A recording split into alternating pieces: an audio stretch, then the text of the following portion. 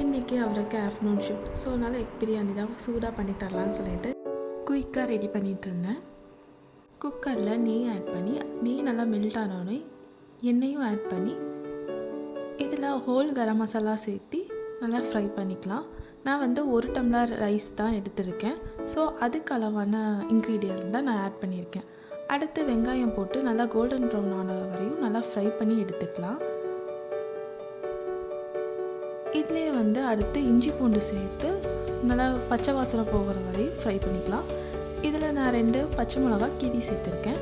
அதுக்கப்புறம் புதினா ஆட் பண்ணிவிட்டு அடுத்து தக்காளி சேர்த்து உப்பு போட்டு நல்லா ஃப்ரை பண்ணிவிட்டு மல்லித்தூள், மிளகாத்தூள், பிரியாணி மசாலா சேர்த்து நல்லா ஃப்ரை பண்ணிக்கலாம்.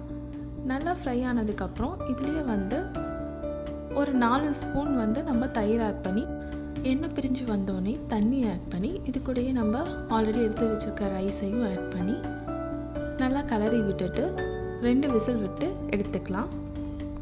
நான் வந்து பாஸ்மதி ரைஸ் ஆட் பண்ணியிருக்கேன். ஸோ அதனால் 2 விசில் விட்டுருக்கேன். ஆல்ரெடி எடுத்து வச்சுருந்த முட்டை கூட மிளகாத்தூள், உப்பு வந்து கம்மியாக போட்டு ஃப்ரை பண்ணி எடுத்து ரைஸ் கூட ஆட் பண்ணிக்கலாம்.